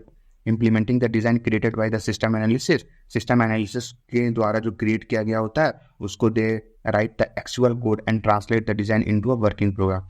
एक कॉपी पेन में डिज़ाइन करता है, वो कॉपी पेन में नहीं होता, कहीं भी होता है, तो कॉपी पेन में मान लो भी डिज़ाइन करता है तो उसको जो है प्रोग्रामर क्या करता है, उसको कोड के फॉर्म में वो इम्प्लीमेंट करता है। ठीक है, तो ये था हमारा, ये क्या हो गया, व्हाट इज स्लाइड चेन। तो स्लाइड चेन के बारे में आपको ब्लॉकचेन के बारे में पता होना चाहिए थोड़ा बहुत, तो ये याद रखो। फर्स्ट आंसर इसका any mechanism that allow tokens to be securely transfer from a blockchain to another blockchain. ठीक है, तो ब्लॉकचेन टू ब्लॉकचेन ये खेल खेलता है, तो ये था, ये हमारा उसमें काम आता है। चलिए आगे बढ़ते हैं। Which of the following is the most general exception handler the catches exception. तो मैंने क्या बताया था, एक्सेप्शन हैंडलिंग जब आप पढ़ोगे यहाँ पे कैच का है, तो हमारा क्या होता है इसमें कैच स्टडी, ये जो ऑप्शन ये आपका करेक्ट होगा वहाँ पे। Most general exception handler that catches exception of any type. ठीक है, तो ये था। The standard protocol of the internet is, क्या होता है स्टैंडर्ड प्रोटोकॉल, क्या है स्टैंडर्ड प्रोटोकॉल ऑफ इंटरनेट, होता है हमारा TCP/IP, TCP और IP ट्रांसमिशन कंट्रोल प्रोटोकॉल है, और इंटरनेट प्रोटोकॉल है शायद। ये तो प्रोग्रामिंग लैंग्वेज है जावा, HTML भी हमारा एक बोल सकते हो लैंग्वेज ये। तो TCP और IP transmission control protocol, internet protocol is the standard protocol suit for communication on the internet. It provides the foundational protocols that enables devices to communicate and exchange the data over the internet. Enable data करता है और फिर क्या करता है, suit the protocols and include the protocol। तो हमारा जो है TCP और IP काम में आता है। जावा क्या एक प्रोग्रामिंग लैंग्वेज है, और HTML क्या हाइपरटेक्स्ट मार्कअप लैंग्वेज है, प्लस क्या मल्टीमीडिया सॉफ्टवेयर प्लेटफॉर्म है। Multimedia software platform use to creating animation, games and interactive web page, web content. Note that fresh uses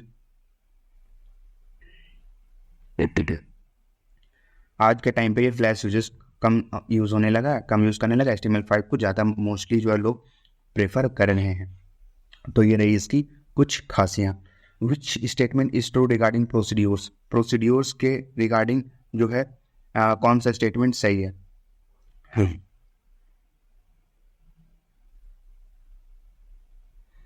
तो प्रोसीड्यूर के जो है हमारा ये they include procedural and SQL statement, ये हमारा जो है करेक्ट आंसर होगा हमारा। Which statement is true regarding procedures के, तो they work similarly to the functions नहीं, it does not need unit name नहीं, it can not be created with the SQL element. तो एसक्यूएल क्या है हमारा, डेटा कुछ डेटाबेस है, डेटाबेस में हम लोग कोई भी चीज़ को स्टोर कर सकते हैं। तो ये स्टेटमेंट सही है इसके लिए, ठीक है। चलिए आगे चलते हैं। यहाँ पे आप, ये तो वही था, ऊपर वाला था, ये नहीं पढ़ना है आपको। To select the entire column press, entire column को जब सेलेक्ट करना होता है तो क्या करते हैं हम लोग, कंट्रोल स्पेस दबा देते हैं, पूरा इंटायर कॉलम जो है हमारा सेलेक्ट हो जाता है, ठीक है। तो यहाँ पे दिया भी हुआ है टैब ई से क्या होता है, this is not standard shortcut for selecting entire column, tab is generally use to navigate between cell, navigate करने का काम आता है tab plus C. Tab plus C क्या काम करता है, similar this is not a standard shortcut for selecting entire column, control space C, ये सही है, इंटायर कॉलम को सेलेक्ट करने का काम आता है माइक्रोसॉफ्ट एक्सेल और गूगल शीट में, ये मेनली यूज्ड होते हैं। फिर अल्ट स्पेस क्या है, this is shortcut for selecting the entire column in some application but control plus space is more widely, मतलब ये भी स्पेस को सेलेक्ट करने के लिए ही, मतलब कि क्या बोलते हैं, इंटायर कॉलम को सेलेक्ट करने के लिए ही काम आता है, लेकिन अब जो है ये वाइडली यूज्ड नहीं है, ये वाइडली यूज्ड है बस, ठीक है। Which layer one device can be use to enlarge the area coverage by single land, single land में हमारा क्या होता है, हब भी यूज होता है और रिपीटर भी यूज होता है सिंगल लैंड में एरिया को कवर करने के लिए। तो इसका जो करेक्ट आंसर होगा वो हब होगा और एक क्या होगा, रिपीटर भी होगा, ठीक है। तो आप यहाँ पे ये पढ़ भी सकते हो, बहुत अच्छे से दिया हुआ है, तो एक बार आप इसे गो थ्रू जरूर से जरूर पूरा पढ़ लेना। स्विच के बारे में पढ़ सकते हो, एनआईसी के बारे में पढ़ सकते हो, हैव, रिपीटर, आप एक बार गो थ्रू रीडिंग जरूर से जरूर करें। कि फिर क्या है हमारा paging, paging is one solution problem. Paging क्या होता है, बहुत एक सिस्टम है उसको डिवाइड में मतलब कि इक्वली पार्ट में डिवाइड करना, फिर इक्वली पार्ट को वो मेमोरी में फिट करना, मेन पेजिंग का कॉन्सेप्ट सीधा सीधा यही होता है। तो पेजिंग का कॉन्सेप्ट क्या है, paging one solution to the problem of external fragmentation के लिए ये हमारा जो है क्या करता है, काम में आता है।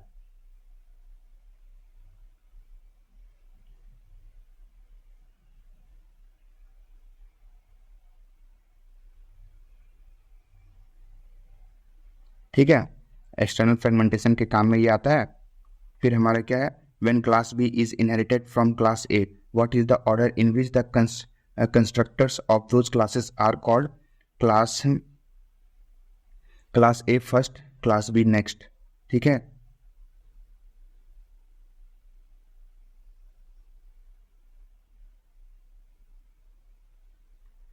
Class A first, class B next. फिर हमारा क्या है, class B first, class A next, class B only as it the child class, class is only is parents class, ठीक है। तो हमारा क्या है, हमारा है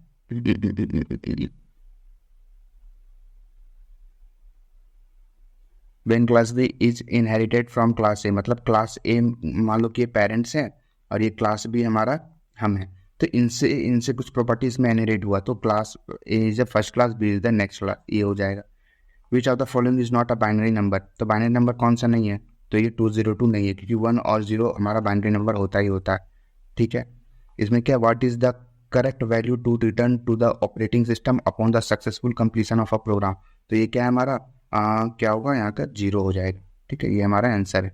दोस्तों ये पार्ट 3 है कंप्यूटर का, जो हम लोगों ने स्टार्ट किया था MCQ टाइप का, जो मोस्ट इंपॉर्टेंट क्वेश्चन है उसका ये आज पार्ट 3 है और ये आज लास्ट है।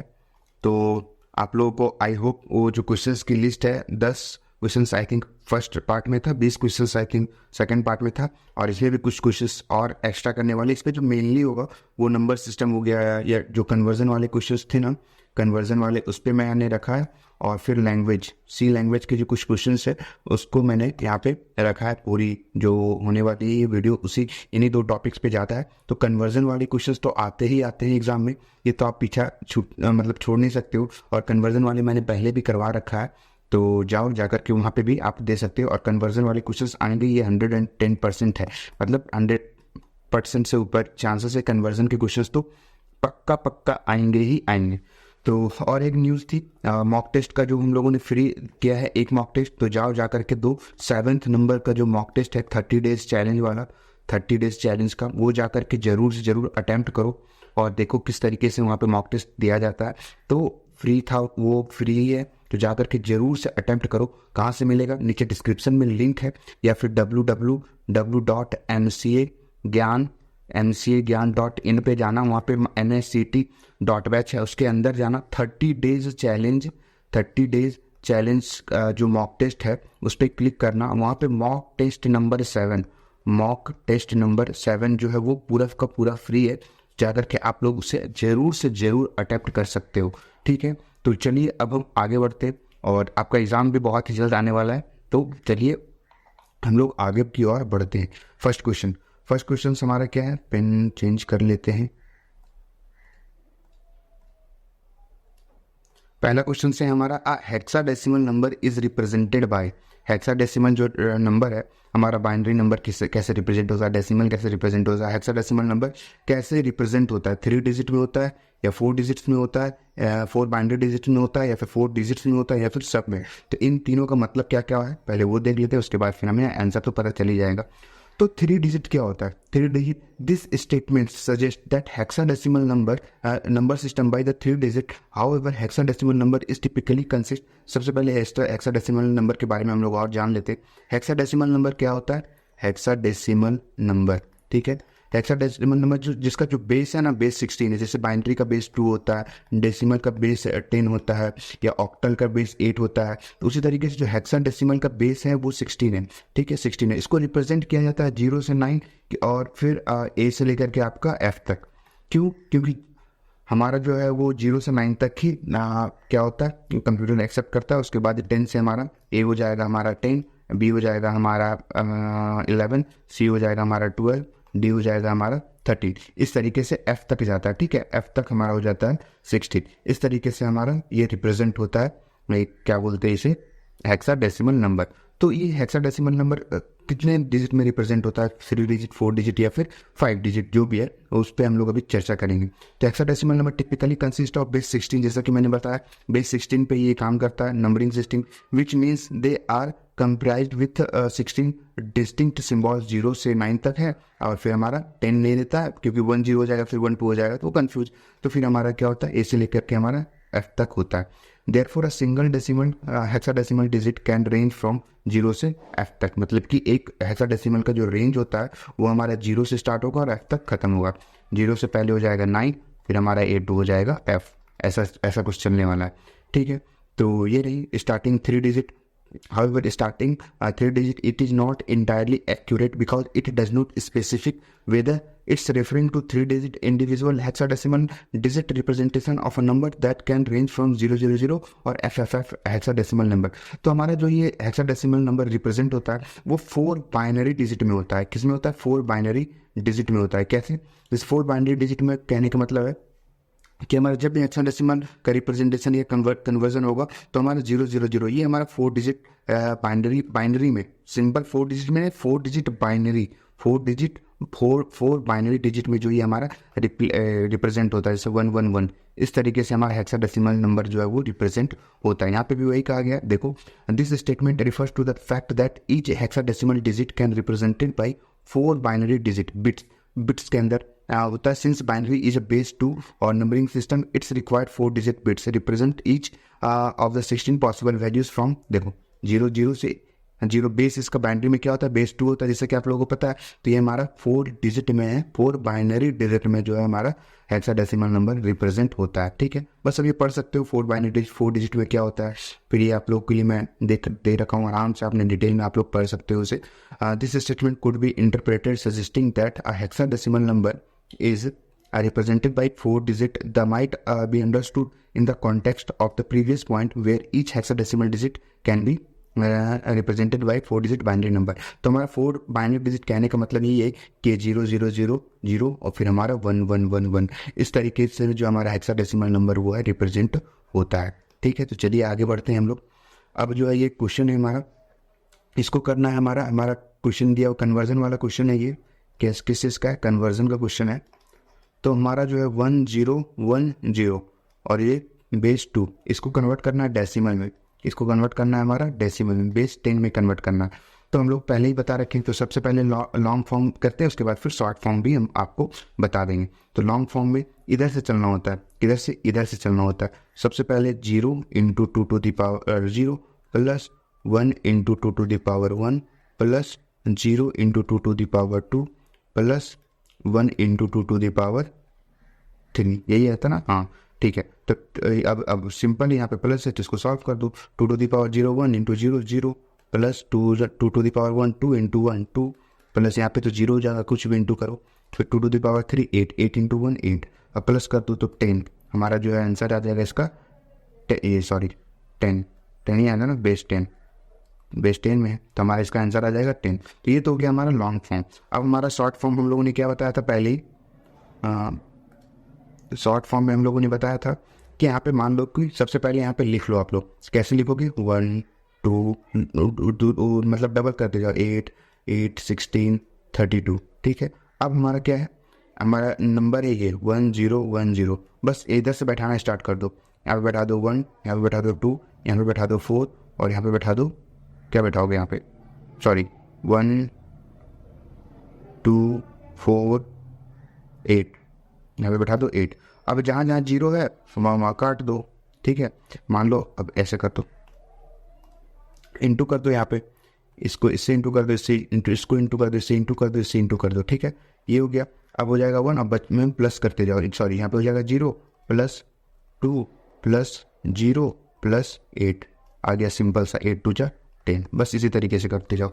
अगर यही पे क्वेश्चन है, अगर आपको तुरंत ही करना है तो यही पे कर दो 1 2 डबल करते जाओ 4 और यहाँ पे आ जाएगा 8। अब जहाँ जहाँ 0 है वहाँ काट दो, मतलब इसको हमको इंक्लूड नहीं करना है, 0 को इंक्लूड नहीं करना है, ठीक है। 0 को इंक्लूड नहीं करना है, बाकी 1 1 को इंक्लूड करना है। तो 1 1 को इंक्लूड करना है तो 1 1 में 8 है और प्लस 2 है, हमारा 10 हो जाएगा।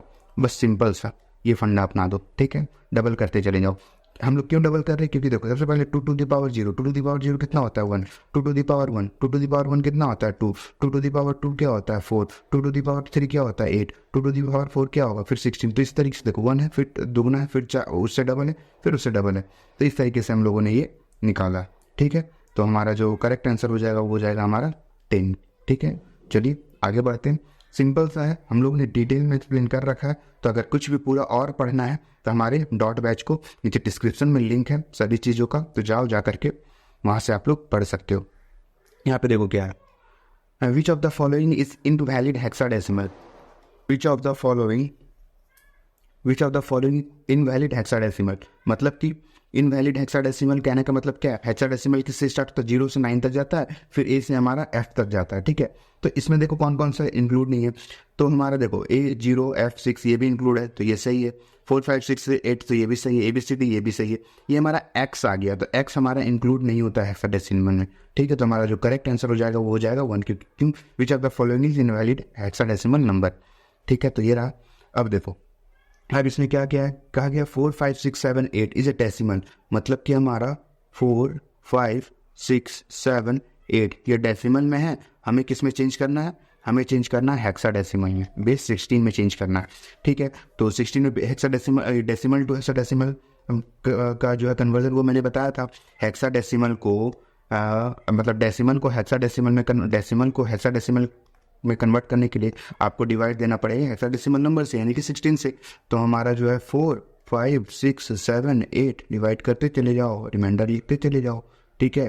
तो यहाँ पे हमारा हो जाएगा 16, तो 16 1 16 2 जा 32 और फिर यहाँ पे कितना बचा 32 और 10 13 बचा, तो 13 हो गया 13 136 फिर 8 से जाएगा, फिर हमने पहले कर रखा है तो जा आप लोग अगर इससे इंटू करोगे तो हमारा क्या बचेगा, हमारा 14 रिमाइंडर बचेगा। 14 क्या होता है, ए हमारा होता है 10, बी हमारा होता है 11, 12 13 14 ABCDE। तो हमारा जो रिमाइंडर बचेगा वो क्या बचेगा ई क्यों बचा, क्योंकि हमारा हेक्साडेसिमल में। अब इसको फिर से अगेन डिवाइड करेंगे तो कितने बार में जाएगा 1 7 8 में जाएगा, रिमाइंडर क्या बचेगा, रिमाइंडर हमारा बचेगा 6, करके देख लेना चाहो तो, ठीक है। फिर अगेन 16 में जाएगा, 11 से कटेगा तो हमारा हो जाएगा 2, बचेगा 2। अब हम लोग क्या करना है, अब हम लोग को नीचे से लेकर के ऊपर तक हम लोग को लिखते चले जाना है। तो मतलब है यहाँ पे 11 की जगह पे क्या लिखेंगे, 11 की जगह पे लिखेंगे हम B, फिर हमारा 2 फिर 6 और हमारा लास्ट में हो जाएगा E। ये हमारा कन्वर्ट हो गया हेक्साडेसिमल में। तो देखो कोई मैच कर रहा है, B2 6 हाँ 3rd नंबर मैच कर रहा है। तो ये जो हमारा कन्वर्जन था, कन्वर्जन हमारा कंप्लीट हो गया। कैसे हम लोग कंप्लीट किए, हमारा जो आंसर आ जाएगा B2 6E, ये हमारा आंसर हो गया। क्यों, क्योंकि देखो डेसिमल था, डेसिमल से हेक्साडेसिमल में कन्वर्ट करना था, तो डेसिमल से डेसिमल में कन्वर्ट करने के लिए हम लोग 16 से डिवाइड देते चले जाते हैं उस नंबर को, और फिर जो रिमाइंडर बचता है उसको नीचे से लेकर के ऊपर तक, नीचे से स्टार्ट करते हैं ऊपर तक लिखना स्टार्ट कर देते हैं, नीचे से लिखना स्टार्ट करते हैं ऊपर तक लिखते हैं। तो ये हमारा इसी तरीके से लिखें, ये हमारा आंसर आ गया। ठीक है, तो करेक्ट जो हमारा हो जाएगा वो 3 नंबर हो जाएगा। ठीक है, ये रहा। अब देखिए फिर से कन्वर्जन वाले क्वेश्चन आ गए।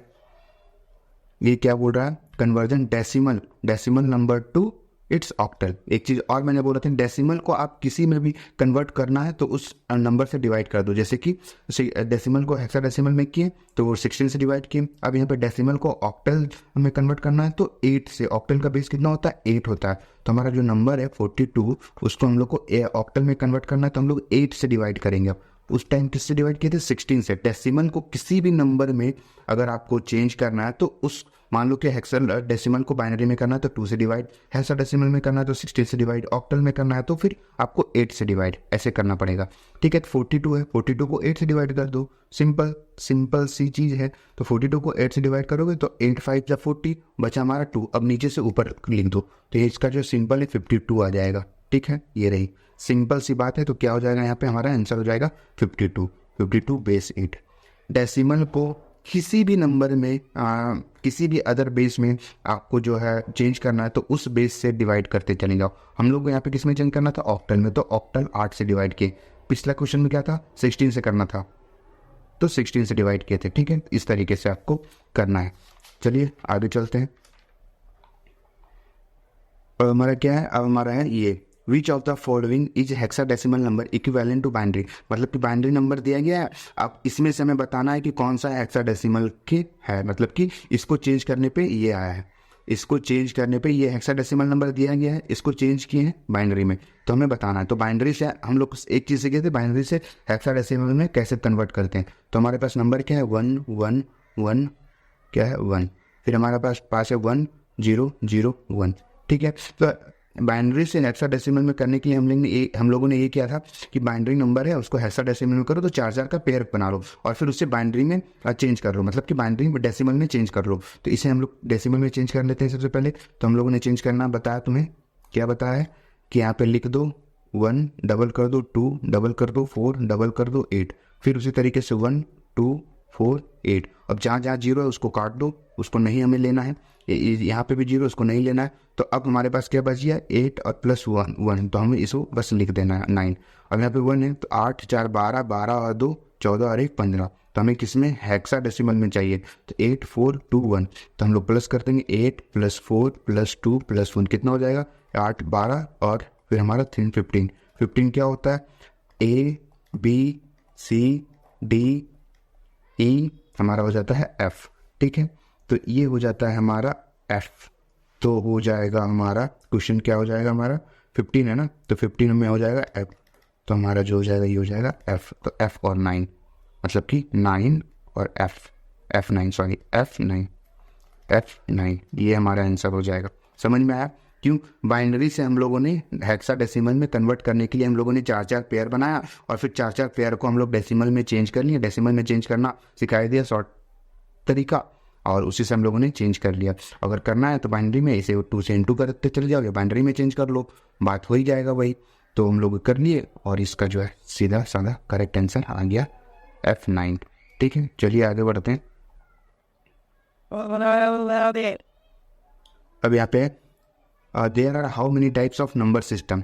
नंबर सिस्टम कितने टाइप्स के होते हैं, नंबर सिस्टम कितने टाइप के होते हैं। ठीक है, नंबर सिस्टम कितने टाइप के होते हैं। तो नंबर सिस्टम हमारे पास कितने हैं, मेनली हमारे पास 4 टाइप्स के नंबर सिस्टम होते हैं। कौन कौन से, डेसिमल, बाइनरी, ऑक्टल और हेक्साडेसिमल। डेसिमल का जो बेस होता है वो 10 होता है, बाइनरी का जो बेस होता है वो 2 होता है, बेस लिख देते हैं। और फिर हमारा ऑक्टेल का जो बेस होता है वो 8 होता है और हेक्साडेसिमल का जो बेस होता है वो 16 में। इसको रिप्रेजेंट कैसे करते हैं, 0 से लेकर के 9 तक, फिर हमारा A से लेकर के F तक, इस तरीके से ये रिप्रेजेंटेशन होता है हेक्साडेसिमल। ठीक है, तो ये पूछा जाता है और बहुत तरीके के होते हैं। तो हमें मेनली जो है 4 तरीके ही याद रखना है, 4 टाइप्स। इसका करेक्ट आंसर जो हमारा 4 टाइप्स ही होगा। तो ये भी हम लोगों ने बता दिया। 10 होगा इसका बेस, 2 होगा बाइनरी का बेस, 8 होगा ऑक्टल का बेस और 16 होगा हमारा हेक्साडेसिमल का बेस। ठीक है, चलिए आगे चलते हैं। Which of the following is not a computer code. Computer code नहीं है। तो आप लोगों ने इसे देख करके पहले देखो कि क्या है, फिर इसके बारे में हम लोग डिटेल में अभी डिस्कस भी करने वाले हैं। क्या EBCDIC, ASCII और फिर यूनिकोड या फिर CIS। तो पहले इसके बारे में चर्चा कर लेते हैं। EBCDIC होता क्या है? EBCDIC extend for extended binary coded decimal interchange code. मतलब आपको ये फुल फॉर्म भी याद रखना है इसमें, ये आपको फुल फॉर्म लिख लेना है, ये फुल फॉर्म आपको याद रखना है, क्योंकि फुल फॉर्म भी पूछ लिया जाता है कभी कभी एग्जाम में, फुल फॉर्म डायरेक्टली आ जाता है। तो EBCDIC का फुल फॉर्म क्या है? Extended binary coded decimal interchange code. क्या है? Extended binary coded decimal interchange code. क्या है? It is a character encoding representing characters as a number used IBM mainframe and IBM Minrange computer operating system। ये जो एक number है, character है, उसे IBM मेनफ्रेम और IBM midrange computer operating system में यूज होता है। EBCD डेवलप्ड बाय IBM का ही, IBM डेवलप किया था, primary use in older IBM mainframe. तो ये एक सीधा साधा है, कैरेक्टर्स और number, characters represent characters as a number. जो कैरेक्टर है, जैसे हमारे में राहुल में नाम है तो RAHUL राहुल, ये तो कैरेक्टर हो गया एक एक, ये तो पूरा एक स्ट्रिंग हो गया, एक एक को कैरेक्टर बोलते हैं, इससे एक एक वर्ड को हम लोग कैरेक्टर बोलते हैं। इसको नंबर में एज ए नंबर मान लो कि R है 18, तो नंबर के रूप में यूज़ किया जाता है IBM मेनफ्रेम और IBM मिनरेंज में। तो ये होता है। ठीक है, तो ये भी एक कंप्यूटर का पार्ट ही है, कंप्यूटर से रिलेटेड ही है ECDI। और आस्की वैल्यू तो आपको पता ही है कि ये आस्की क्या होता है। ए कैपिटल ए का कुछ अलग आस्की होता है, स्मॉल ए का कुछ अलग आस्की होता है। तो जो कंप्यूटर समझ सकता है, तो हमारा क्योंकि नंबर 95, 96, 97 जैसे हम लोगों ने हेक्साडेसिमल में कैसे किया था, 10 को A बोलते हैं, फिर 11 को B बोलते हैं, उसी तरीके से कैपिटल ए का कुछ अलग मतलब नंबर होता है, स्मॉल ए का कुछ अलग कंप्यूटर समझता है। तो ASCII stand for American standard code for information interchange. Capital A को हम कैसे कंप्यूटर अपनी भाषा में चेंज करता हो, मतलब कि आप क्या बोल सकते हो, चेंजेस इन द सेंस 0 और 1 के, वो 0 और 1 के बेस में कैसे वो चेंज करे। तो अमेरिकन आस्की ने कुछ अपना रूल्स रेगुलेशन लगाया, उस हिसाब से जो है वो काम करता है इसका। तो American standard code for information interchange, it is a character encoding standard that use numeric codes to represent text character मतलब कि वही ABCD का, इसको कैसे नंबर में हम लोग कन्वर्ट कर सकते हैं, कैसे कर सकते हैं। ASCII is widely used in computer communication equipment and other devices that use text. ठीक है, तो ये हो गया। आस्की भी हमारा कंप्यूटर से रिलेटेड है। CIS क्या होता है? CIS stand complex instruction set computing. It refers to a type of computer architecture where instructions can execute several low-level operations such as memory access, arithmetic, control flow, signal instructions। CIS architecture conducts risk reduced instruction set computing।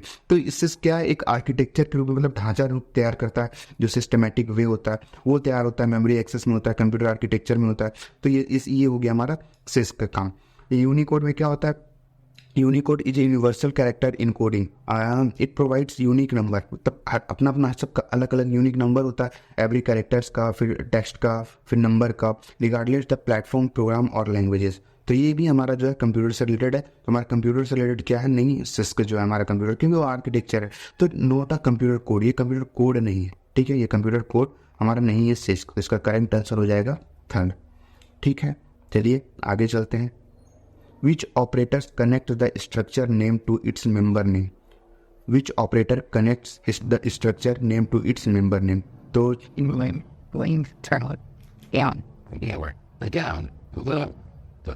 चलिए इसके बारे में सबसे पहले पढ़ लेते हैं। तो देखिए, ये ऑपरेटर का क्या मतलब है? The symbol is not typically used to connect the structure name to its connect structure मतलब दो स्ट्रक्चर को कैसे कनेक्ट कर सकते हैं, क्या सिंबल यूज होता है वो। जैसे कि हम लोग जब आप DS पढ़ोगे तो बहुत सारा कॉन्कैटिनेट होता है, फिर आपको दो क्या बोल सकते हो, दो स्ट्रिंग को, फिर दो कैरेक्टर को, दो स्ट्रक्चर कैसे हम लोग जोड़ सकते हैं, मतलब एक स्ट्रिंग टाइप का स्ट्रक्चर है, एक किसी और का है, तो दोनों को कैसे हम लोग जोड़ सकते हैं वो यहाँ पे पूछा जा रहा है। तो क्या है ये? तो symbol is not typically used to connect structure name its member name. In most programming language, it is commonly used to subtraction operator in arithmetic operation। ये माइनस का साइन है, एक तरीके से माइनस का साइन है, तो सब्ट्रैक्शन में काम आता है ये वाला। साइन। ये दोनों साइन क्या होता है, ये दोनों साइन होता है हमारा टिपिकली यूज पॉइंटर। पॉइंटर में ये हमारा काम आता है, पढ़ लेना और अच्छे से इसके बारे में। तो हमारा जो दो स्ट्रक्चर को कनेक्ट करने का तरीका होता है वो हमारा डॉट ऑपरेटर है। The dot operator widely used many programming languages such as C, C plus plus, Java, Python, etc to connect structure और object name to its member name. Object name to its member name. मान लो कोई object बनाए, कोई object है यहाँ पे, कोई ऑब्जेक्ट हम लोग ने क्रिएट किए, उसके अंदर में बहुत सारे मेंबर हैं, तो उसको कैसे हम लोग जोड़ेंगे, तो हम लोग डॉट ओबीजी लगा करके उसको एक्सेस भी करते हैं, उसको जोड़ते भी हैं। ठीक है, तो ये रहा। फिर तो देखो ये दोनों ऑपरेटर क्या करता है, ये वाला और ये वाला। ठीक है, तो this option suggests that both the and operators are used to connect structure name its member name. However, it's important to note widely may be used pointer operations. ये भी pointer operator में ही यूज होता है हमारा both दोनों वाला। तो हमारा जो क्वेश्चन का गया है स्ट्रक्चर को कैसे कनेक्ट करते हैं, तो हम कैसे कनेक्ट करते हैं, डॉट ऑपरेटर लगा करके जो हम लोग इसे कनेक्ट करते हैं। ठीक है, ये इस तरह ही आगे की बात।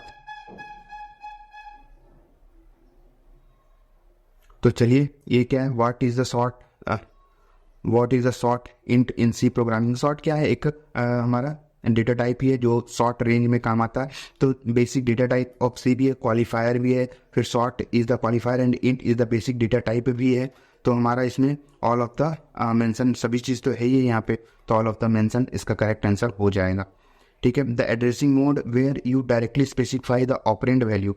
Directly specified the operand value में क्या होता है, इमीडिएट होता है। इमीडिएट इसका करेक्ट आंसर होगा। इसके बारे में पढ़ लेते हैं थोड़ा बहुत। क्या है, in this mode the operand value itself is provide with in the instruction. It means that the operand is directly specified within the instruction rather than indirectly through address or a register. Directly ये जो instruction देता है address और register के through ये नहीं देता है। This allows for the direct manipulation or context value within the instruction set of architecture। कोई भी आर्किटेक्चर बनता है तो रजिस्टर के थ्रू नहीं, वो डायरेक्टली जो एक्सेस कर सकता है, इंस्ट्रक्शन दे सकता है। ये था। फिर आरएम क्या है हमारा, आरएम हमारा हो जाता है register memory in a machine instruction format. किस फॉर्मेट में ये देता है, जो register memory field machine instruction है format specify another register another memory location other operand all of the mention. तो इसका जो करेक्ट आंसर हो जाएगा वो ऑल ऑफ द मेंशन, मतलब अनदर रजिस्टर में होता है, अनदर मेमोरी लोकेशन में भी होता है, फिर अदर ऑपरेंड में भी होता है, सभी में ये काम हमारा कर देता है। ठीक है, अगर आपको पढ़ना है तो इसमें और अच्छे से डिटेल में पढ़ सकते हो। आरएम क्या है, field of machine instruction format specify all of the mention option depending on the specific instruction and addressing mode use in many machine instruction formats RM field can specify. तो और आप पढ़ना है तो और अच्छे से आप इसे डिटेल में पढ़ सकते हो। ठीक है,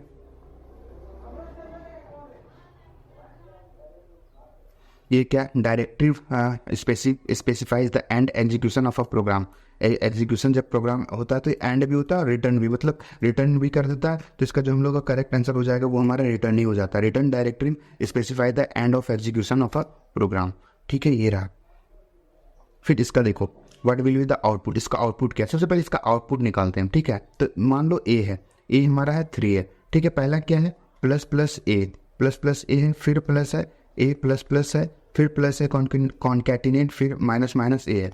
तो मान लो यहाँ पे ए है, तो हम लोग इंक्रीमेंट डिक्रीमेंट ऑपरेटर पढ़े थे, प्लस प्लस ए है तो पहले वैल्यू चेंज हो जाएगा। तो पहले वैल्यू चेंज हो जाएगा, तो ए का वैल्यू यहाँ पे क्या हो गया, ए का वैल्यू हमारा हो गया यहाँ पे 4, फिर प्लस आया। अब यहाँ पे क्या है, ए प्लस प्लस है, तो प्लस प्लस है तो पहले वैल्यू आ जाएगा फिर चेंज होगा। तो हमारे पास अब वैल्यू कितना है, हमारे पास वैल्यू है ए का 4, फिर हमारे पास माइनस माइनस ए है। तो अब यहाँ पे हमारे पास वैल्यू कितना था, 4 था, अब घट जाएगा एक, पहले यहाँ पे घटेगा फिर वैल्यू चेंज होगा।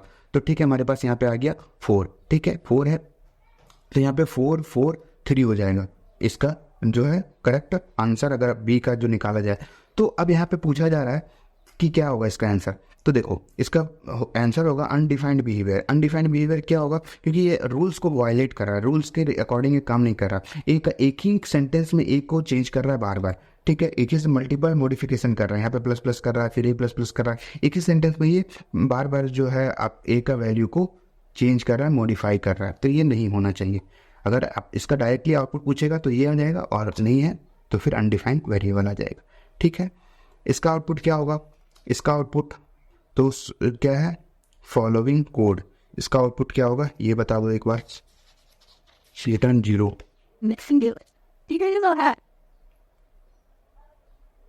कैर है ना, कैर का जो है रेंज होता है क्या होता है -128 से लेकर के 127 तक होता है। ठीक है, यहाँ पे कैर ही पूछा जा रहा है, -128 से -127 तक है, तो ये हमारा जो करेक्ट आंसर हो जाएगा -128। विच of the following cannot be structure member. Structure member क्या है, फंक्शन। फंक्शन जो है वो स्ट्रक्चर मेंबर नहीं है। अनदर स्ट्रक्चर भी एरे भी है और ये नन ऑफ द, मतलब कि हमारा फंक्शन जो है वो क्या है, नहीं है, कैनॉट बी स्ट्रक्चर मेंबर। ये क्या है, absolute mode. In which addressing mode operand explicitly in the instruction। explicitly in the instruction कौन करता है ये, एड्रेसिंग मोड। एड्रेसिंग, देखो, in the addressing mode where the operand given explicitly instruction it refer to the immediate mode. Immediate mode जो है हमारा, immediate mode जो हमारा एक्सप्लिसिटली इंस्ट्रक्शन करता है। यहाँ पे पढ़ भी सकते हो आप, इन immediate mode the operand actually value is specified directly with in the instruction itself. This means that the instructions contain the operands actual value rather than address. वो जो हम लोग पढ़े थे आर्किटेक्चर में, रजिस्टर और फिर आपका ऑपरेंड से वैल्यू नहीं लेता, डायरेक्टली जो है इंस्ट्रक्शन देता है आर्किटेक्चर पे। इमीडिएट मोड और भी पढ़ सकते हो इसके अंदर, ये भी बहुत सारी चीज़ें हैं। Which of the following are themselves collections of different data type. Different data type का कनेक्शन क्या बोलते हैं स्ट्रक्चर, क्योंकि ये स्ट्रिंग है, कह रहा है ऑल ऑफ द मेंशन तो है ये, तो हमारा जो है क्या हो जाएगा, इसका स्ट्रक्चर हो जाएगा इसका करेक्ट आंसर। ठीक है, क्यों, देखो यहाँ पे string in C, string typically represented as an array of a character. String क्या होता है, एरे, मतलब str स्ट्रिंग नाम दे दो, और ये मान लो कि राहुल है, तो ये पूरा हो गया स्ट्रिंग, और इसके अंदर एक एक में जो है वर्ड है उसे हम लोग कैरेक्टर बोलते हैं, तो ये पूरे को हम लोग क्या बोलते हैं, स्ट्रिंग बोलते हैं।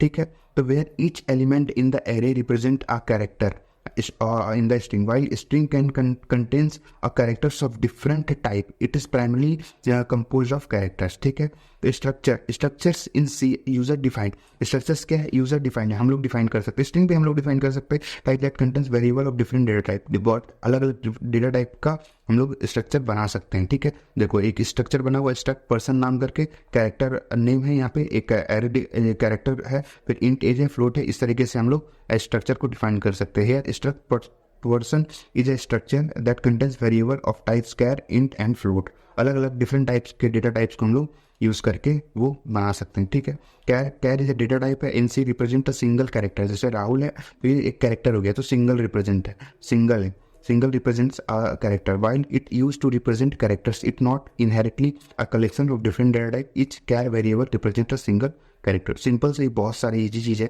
तो ये सब चीज़ आपको याद रखनी है।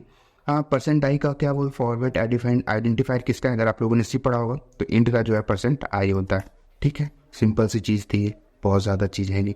User defined data types can be derived by struct B, type B, enum B. User defined मतलब जो हम लोग कर सकते हैं, एरे को जैसे डिफाइन कर सकते हैं, स्ट्रिंग को हम लोग डिफाइन कर सकते हैं, वो होता है यूजर डिफाइंड। तो ये सारे हैं, तो यहाँ answer all of the mention हो जाएगा। Convert the program written in assembly level language into machine. तो क्या होता है, असेंबलर जो है ये कन्वर्ट करता है।